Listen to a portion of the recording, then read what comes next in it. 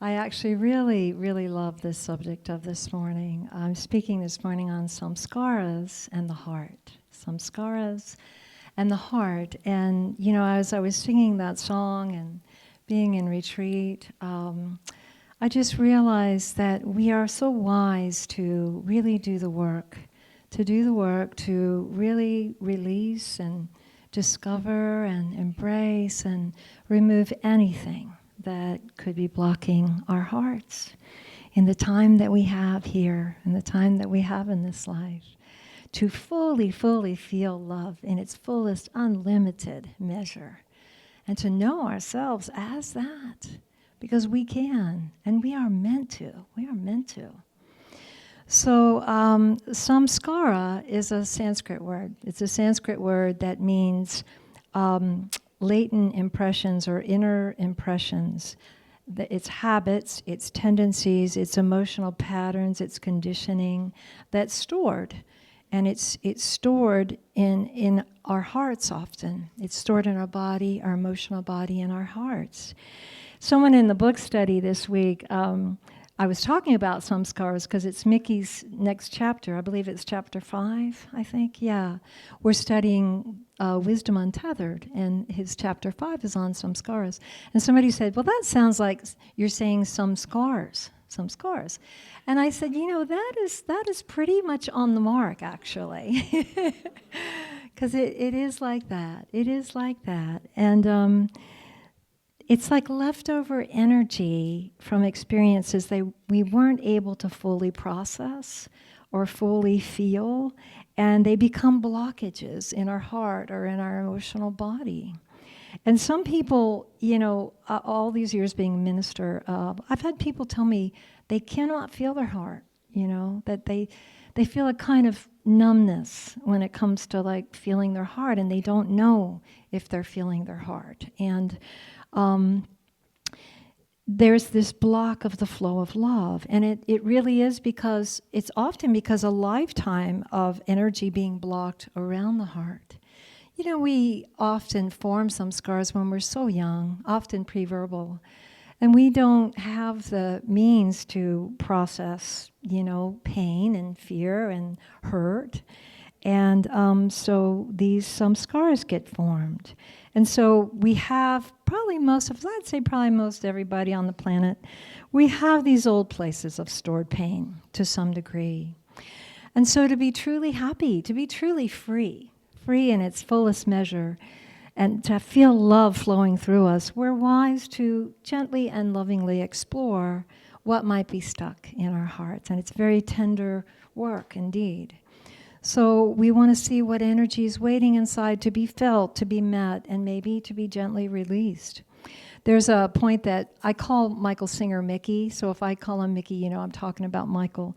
There's a point he makes in Wisdom Untethered. Somebody asks him, how do I release pain from my heart? I'm not sure how to let go of emotional pain. And he says that we must first understand there's a real difference between wanting the pain to end, wanting the pain to stop, and wanting to actually release it. Does that make sense? There's a real difference. And so the wise person doesn't just want to stop the pain. We all know all kinds of ways to stop the pain, coping measures to stop the pain. We want to go deeper and get rid of, and it takes courage, it takes real commitment to get rid of the underlying problem altogether so the pain is gone for good. And this is where we decide to change our relationship with our heart, We decide to quiet the mind and the persona. Do a silent retreat for yourself. It is so worth it. And we give some space to listening to the heart. The thing about the heart, it's very quiet, but it's very wise. It's quiet and it's very wise, and it is there as a guide for us. It is a guide for us, and it will fill us with love, and it will be our North Star if we allow it. If we allow it to lead. If we allow it to lead. And so what does that look like? It's different from the ego. The ego is quite a bit more demanding, but the heart waits patiently and humbly. It waits for the ego who thinks it can figure everything out and has nothing to learn. It waits for that pause in that, kind of blocked, egoic, I know everything state of mind. So we invite the higher consciousness of our heart to explore where the pain has been pushed into the back corners, where it's been pushed into the unconscious. And it might be good to do this work with a therapist or do this work with a spiritual friend, a guide. But we can also do it with ourselves, with our higher self. We can invite our heart to be our guide. So we might look within and get a sense, there's pain here because I don't speak to my son anymore, right? Or there's pain here because I'm not speaking to my brother, or I'm not speaking to my sister. Or there's pain here because I'm not speaking to my old friend anymore, right? And the heart, in its wisdom, will answer. It will answer, and it'll say something like, yes, there's pain, because we're made to be wide open, to have love flow in and out and through us. And when we stop it like a dam because of something hurtful a long time ago, we stop ourselves from fully feeling the love we're meant to be, the love we're meant to have flowing in us. So it's very important to go into these places and meet these places with tremendous compassion. Tremendous compassion. Like I said, a lot of what gets stored as blockage. It happens really early. In fact, I have a story. My mom used to always tell me, in certain key moments in my life, how she felt really bad that I had such a difficult birth, or that we both we both had a difficult birth. And she tells the story. She's told me many times that I was born and she needed surgery right away, so they just put me in the nursery, and they basically left me there for 3 days. And there was nurses that came in and out, but she didn't really get to hold me. She was unconscious and she was having surgery, and it was major. And anyway, she just felt bad about that, and she felt that she could sense in me at times that I had this abandonment issue because of that, because of, not being held the first 3 days. I had that wonderful 9 months, oneness with the mother. And then I get birthed, and then I'm just all alone in this cradle, right? So it's interesting because years later, like in my late 20s, I remember my partner at the time was going to go on a trip for a month. He was going to go on a vision quest. And and I was really, I felt all this energy come up the night before he was going to leave. And I just, felt like I was going to be abandoned. And so, him and I had done a lot of healing work together, so we were kind of good at that. And so on this occasion, this stored pain came up, and he just held me, and I just cried, and I did a lot of crying. And I was just sharing all this was coming up, and I was telling him everything I felt. And in that safety, this enormous release happened. Just incredible release. It was a lot of hours of tears flowing and sharing. But I finally got really quiet, and I just felt this deep, deep, deep peace. And then I was able to go to sleep, and I slept really well. And in the morning, I felt like something had been just completely let go. I felt this whole amazing freedom in my body and my emotional body, and I was glad for him to go. And I just felt really at peace with it. And during that month, I did my own vision quest, and I just did this deep meditation work and prayer work, and just went deep. And I really feel like I just healed a huge piece of my life in that moment. And I'm really different now. Now I just always feel the universal mothering energy with me, in me, holding me. But, I think if I hadn't released that blockage, if I hadn't done that big piece of work right there, I don't think I could feel it like I feel it. So I have learned we can actually get good at releasing blockages quickly, really kind of as they're trying to form or right after they're formed. We can get better and better at releasing on a regular basis, on letting go. Mickey talks about this so much. Knowing him since I was 15, he was just always talking about, the way he would put it is, let it pass right through you and not get stuck in you. Learn how to feel what you're feeling. Oh, look at that. That kind of, ooh, that was a heart pinch. And then just let it go, let it come and go. It helps to have helpers. I had a wonderful friend in Mount Shasta, Bonnie Lee Johnson. She was my massage therapist. And I would tour. Back then I was touring a lot, and I would come home and I wasn't sure whose energy I had. Like, is this mine, or is this big group I just work with, or is this from this workshop I just gave? But anyway, it didn't really matter. I would go to her and she would work on me, and she was just a medicine woman. She would just find the places where I was stuck, and I would just immediately, cry, sob, and make sounds, do the releasing, and then just felt free, So you can get into a habit of really releasing energy, not having it get stuck in you. Yeah. Mickey describes living in a way without resistance. And that means whatever comes up, whatever particular difficult energy, we meet it without resisting, without reacting, and without repressing. We feel it, we explore it, we embrace it, and in our relaxing, you have to really tell your mind to relax, and just opening back up and allowing for that stored pain to be felt, it can begin to self-liberate. It wants to self-liberate. Say someone mentions our daughter's name that we've been estranged from, and we feel visceral pain in our hearts, right? Because there's stored pain there. And so the mind wants to tell a story. The mind will step right in and tell a story about why that's fine, it's just inevitable. There's nothing we can do about it, just accept it. The emotional body will want to go have a glass of wine, or maybe two, right? But there are ways that we can meet it instead. These old habits are ways we cope. We had to figure that out. That's why we need a lot of compassion, because we're just trying to survive, right? So these ways were efforts to stop the pain. But instead, if we open with compassion, and we see the ego is saying, I don't need to change. I don't need to learn anything. I know everything. I've read every book, right?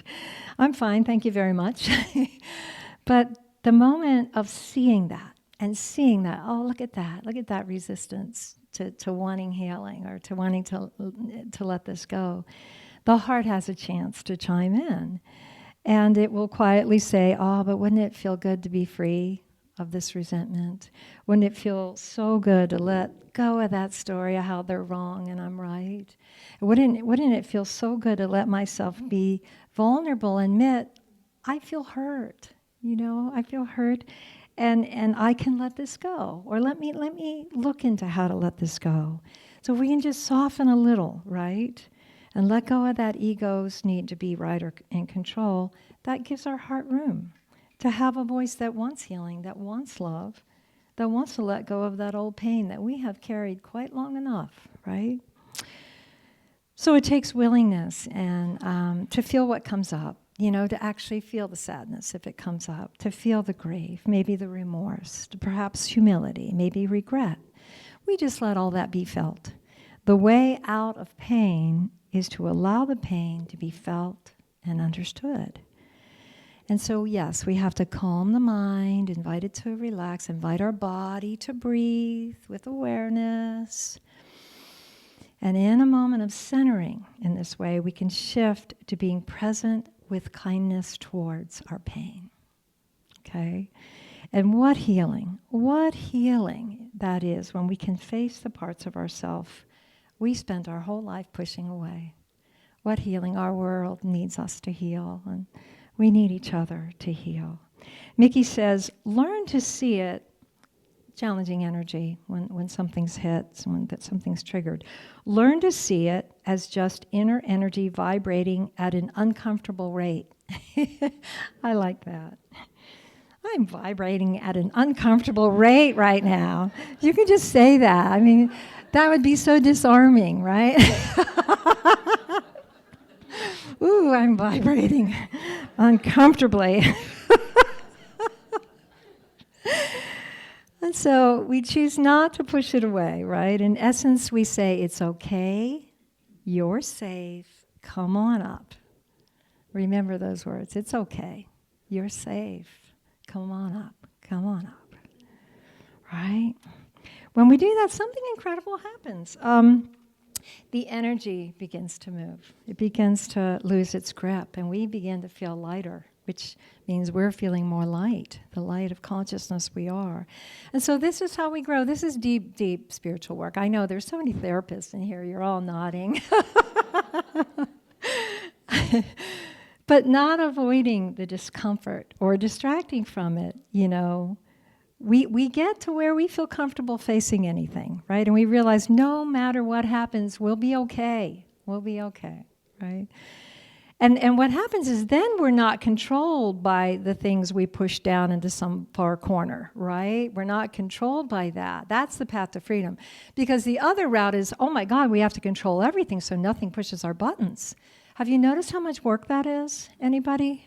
That's a lot of work. It's exhausting. Exactly. Mickey says, over time, you'll realize less samskaras mean more flow of the energy called Shakti. Shakti is spiritual energy. And that means more passion for life, more inspiration, and a closer walk with spirit. I had an experience at the gym a few weeks ago. I was in the gym, and I went to my favorite stair climber, which is a window looking out at trees. And I get on the stair climber, and then I notice just, 2 bikes over, there's a woman that used to come to Unity. And there was something that happened. Somebody said something, and that upset her. And she told me about it. It wasn't me that did it, but fortunately. But I couldn't really do much about it. It was someone else's behavior. I really couldn't control that. And because of that, she decided not to come anymore. And so we never gotten to talk about it. So there we were. I'm on the Stairmaster, and she's on the bike. And, we start talking. And at first, it was a little awkward, but I actually was feeling pretty relaxed. But I could tell she was feeling awkward. But she wanted to talk. And so we started talking. And we had, 30 minutes on the Stairmaster. We had this great conversation. And we just relaxed, and it just really warmed up, and we realized we like each other. And she left, and there was just a warm goodbye. And I just felt so good about that. And I could really feel in her kind of this releasing of this blockage, right? And I was thinking to myself when I left, when I was younger, I would have probably if I would have seen her, I would have probably avoided, or I would have to go to the bathroom, and there'd be some reason that I would get myself out of there and not deal with just meeting that, facing that. It takes courage, that's the thing. But I really think what happens is we grow courage. We encourage each other to live from the heart and be these brave beings that just keep loving no matter what the world's doing. It's going crazy, but we keep loving. Yeah, so we can grow in our spiritual energy. And we grow through living in a way where we stay open. We learn to be open and unblocked. And to me, it's really developing the omnipotent energy. Omnipotent means all-powerful. It means unlimited power. And I believe that the heart, and I believe love is the greatest power. It is the greatest power. I believe it is what created everything. So when we align with that kind of unlimited creative energy, there's an omnipotence in the power of love to heal all things. Please believe that. Please know that it is true. I feel it in the depth of my being. But it takes time to get to where we live more open. But if we're aspiring to that, that's good enough, right? That's good. We're on track. So an example of a samskara, we were talking about that at our book study, but say something happened to us very young, and it made us not trust people in general. Just made us, we don't trust people. And so we've developed a habit of not trusting and even being trustworthy, because we got the impression long ago people aren't to be trusted, so, why bother, So getting to where we feel our heart and getting to where we trust the love in our own heart, that's something that we have to relearn. We have to relearn. And we come into this world wide open, right? But then things close us down. A lot of times we don't see the patterns. That's why it's great to have great friends that can tell you the truth. It's great to have therapists that tell you the truth. Or ministers, right? But, sometimes we don't see. We don't see where our work lies, where the samskaras are, where we're blocked. But with a little help, with a little insight, we can unravel it. We can find the way to release it. I know in my own deepest knowing that the great source of love itself, which we can experience as a loving guide inside, wants us to be free, wants us all to be utterly free, and wants us to feel love at the deepest level. So if we give yourself to love, right? If we open to that, it will show us what's needed, right? And so whatever comes up, whether it's sadness or hurt, or whether it's shame or fear, we say it's okay. You're safe. Come on up. Come on up. Now, one of the things that happens when we learn to live more open is we become less attached to things in general. This is a way that I'm really seeing this change in me.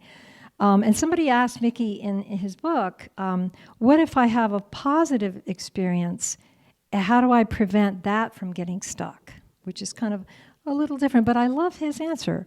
He describes how sometimes with our positive experiences, we find ourselves then manipulating people and situations to recreate it, right? And so when we do that, we turn that positive experience into something that could cause suffering and disappointment, right, through our attachment. So inner peace lies in equanimity. Can we live not chasing this and not pushing that away? That's equanimity, not chasing this and not craving the next great experience, right? But living present in gratitude. Like that song, I flow in the river, I flow in the river, I flow in the river of love. I flow in an equanimity. I don't have to push or pull. The river is a great teacher. The creek here in City Park is a great teacher. When you walk there, do you ever stop and just gaze at that creek?